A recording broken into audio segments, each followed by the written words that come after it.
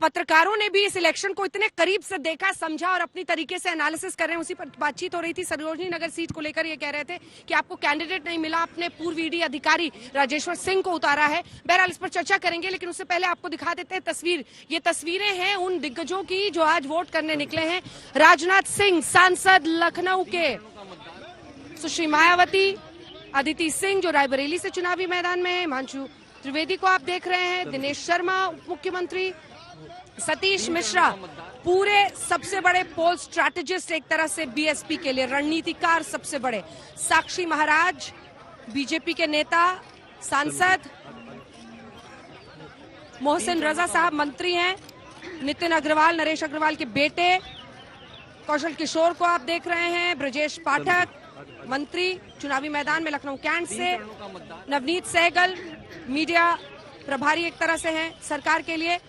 तमाम लोगों को आप देख रहे हैं। कुमार कुणाल हमारे साथ, हमारे सहयोगी इस वक्त जुड़ रहे हैं लखीमपुर से, और अमित भारद्वाज फतेहपुर से। अमित भारद्वाज, क्या दिख रहा है? वोटर्स में जोश है? किस तरह के संकेत, कैसी लड़ाई? जी अंजना, देखिए हमने पहले 3 चरणों में जैसे देखा था कि पहले 3 घंटों में जबरदस्त वोटिंग होती थी और फिर थोड़ा मामला स्लो हो जाता था।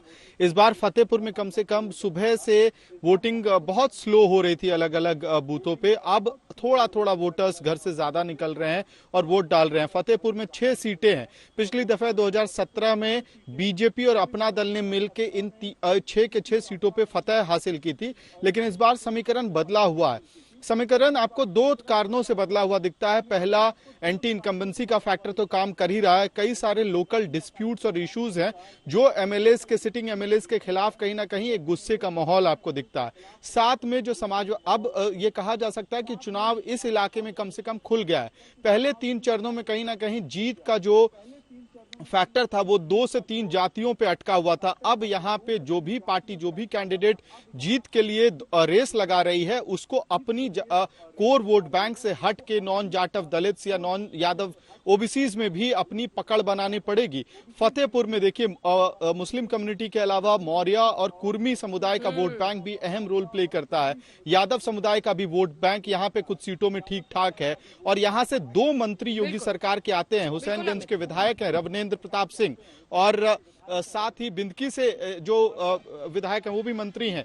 तो बीजेपी के लिए बड़ा अहम है ये क्षेत्र, और इस बार कड़ी टक्कर मिल रही है समाजवादी पार्टी अलायंस से। साथ ही बीएसपी कोशिश कर रही है कि वो अपना वोट बैंक इंटैक्ट रखे और दोबारा चुनावी लड़ाई में वापसी करे। अपना दल के साथ क्लीन स्वीप फतेहपुर में जैसा पिछली बार था। आप बात कर रहे हैं कि कैसे नाराजगी लोकल एमएलएस को लेकर है, लेकिन क्या एंटी इनकम्बेंसी, कई एक्सपर्ट्स मानते हैं कि एंटी इनकम्बेंसी लोकल एमएलए के लिए हो सकता है। लगातार आप देखिए 2014, 17, 19 3 चुनाव जिसमें बीजेपी ने प्रचंड जनादेश हासिल किया। लेकिन क्या ऐसी एंटी इनकम्बेंसी आप योगी आदित्यनाथ के लिए देखते हैं, मुख्यमंत्री के लिए देखते हैं? इस पर चर्चा हम दोनों एक्सपर्ट से यहाँ पर करेंगे, लेकिन उससे पहले जल्दी से एक बार लखीमपुर जाते हुए कुमार कुणाल, वहां की तस्वीर।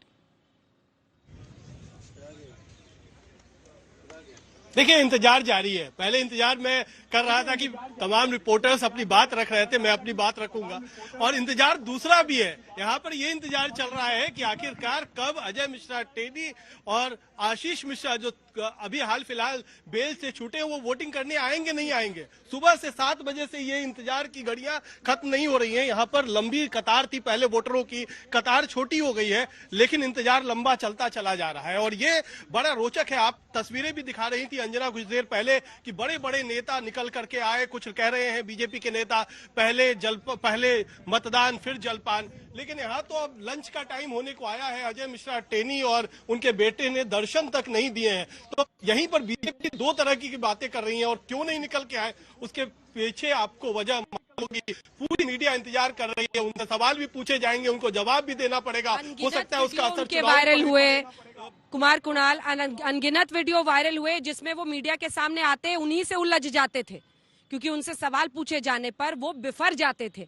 जाहिर तौर पर अब उनके लिए घर के अंदर ही रहना इस वक्त पार्टी सही समझ रही होगी, लेकिन वोट करने के लिए तो देखिए निकलते हैं नहीं निकलते हैं, मीडिया तो वहां पर मौजूद रहेगा ही, तो उनको कम से कम ये संकेत तो साफ ही होगा।